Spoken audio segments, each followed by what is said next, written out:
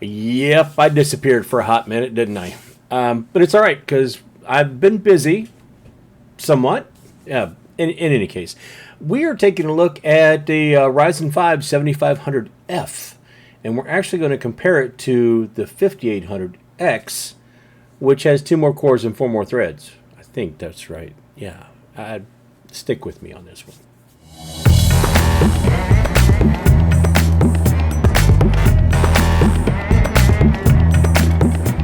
So my first inclination of this, or my first thought of comparing these two, was I've got the 5800X. It's been my streaming, gaming, and just general use, recording. It's been my rig for doing all this. I found the motherboard, the AM5 motherboard, to be repaired or fixed, non-working basically, because it had some bent pins. It's not the only problem it had. I will fill you in on that in just a little bit, but $40. So I bought what I thought was the most value type CPU to test this with. Turns out that ends up being the 7500F. Turns out that's not such a budget CPU after all. Now, it is a good budget. I mean, it's a good price. But what I was expecting for budget would be the performance, I don't know, maybe 3600 to 5600X or something maybe. I wasn't expecting it to kind of go toe to toe with something that, even though it's a generation younger, or however you want to call this, even though it's younger than what I'm using right now and has less cores and less threads, is quite a bit faster. This thing tops out over, I believe it's 5.1 gigahertz, whereas the 5800X is much slower. If I think about it, I'll go ahead and put something on the screen, but that wasn't the big issue that I thought of here. I was thinking, even though that 5800X is just a little bit slower, it does have more cores and can probably handle the workload a little bit better. When I went and started testing these things, one of the first things I noticed was that the 5800X did do a little bit better in some of the synthetics, including when I ran Cinebench R23. But not by much. 14174 was what I got with the 7500F.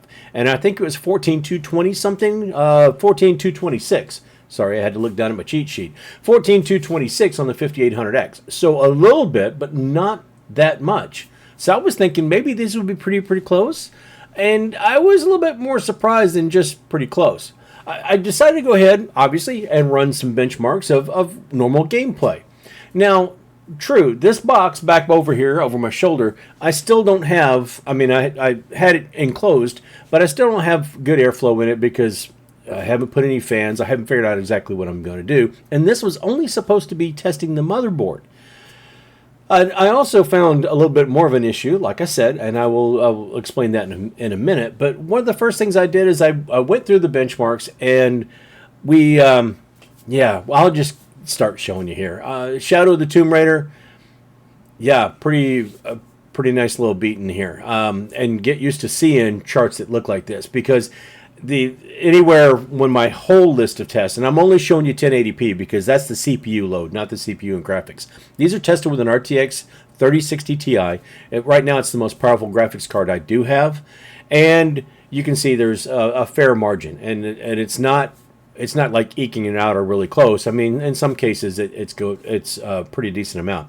This I found was anywhere from about probably 7 or 8% up to about 12% difference for the 7500F. Borderlands 3, not quite as drastic, but it still was a victory for that new budget CPU, the 7500F. By now I'm thinking, well, maybe this thing is a little bit capable. Cyberpunk, another game that is heavily CPU intensive. And when we're looking at something like in 1080p low especially, there's a fairly wide margin, and it did very, very well. And our esports title, Counter-Strike 2, not much of a difference here. A little bit, but not very much. We're talking about almost margin of error. I'm not going to say margin of error. Only a few percent. But both of them, I mean, when you're getting up into the 260, 270, if you can tell the difference on a 144 hertz monitor, you're a better person than I am, because both of these really, really smooth, no problems at all, very easy. And I didn't realize that I was getting that big of a frame rate, or that high of a frame rate, on both of these when I was doing it. But still, 7500 comes out just a little bit on top again. I don't have numbers for Black Myth Wukong on the 5800X and the 3060 Ti setup. That's something I'm adding, but haven't gone back and finished testing that because I was kind of in a hurry, I'll be honest, and I wanted to make sure I got a full load of testing in on the 7500. So I didn't finish the testing on the 5800X.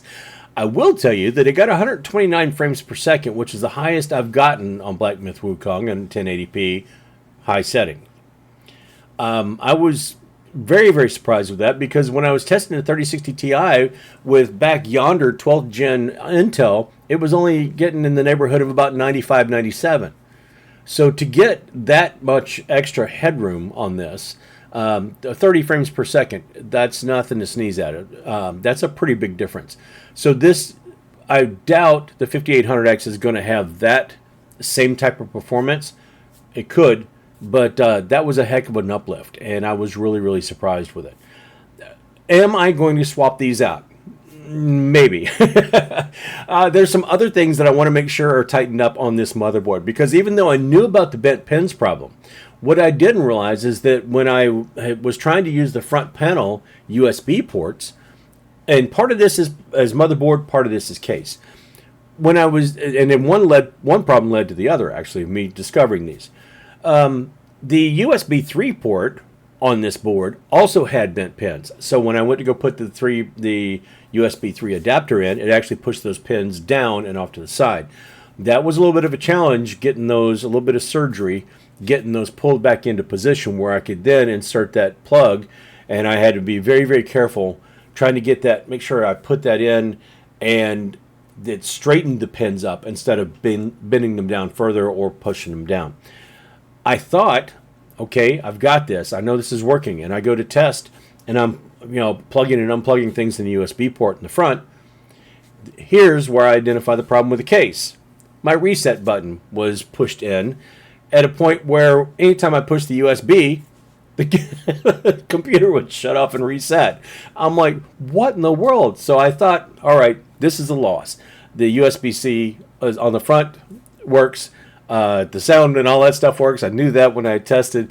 Everything else works on this motherboard, and I'm just going to have to chalk this up as the motherboard is decent, but it does have some problems, and that's what I get for $40. And then, lo and behold, I'm sitting there looking at the case, and I noticed that the reset button is slightly indented, and I went to go push on the case itself, and it reset. Yeah, that was the issue. So I got that to pop back out. Haven't had an issue since. Got all the rest of the testing done. Went ahead. I did test at 1440p after all of that. Not recorded because I want to test the CPUs and not the GPU. So that's why we have all 1080p numbers. But the after one thing after another, the bent pins and then the socket for the USB 3 and then the case, it's been fun trying to test this. But we got it done.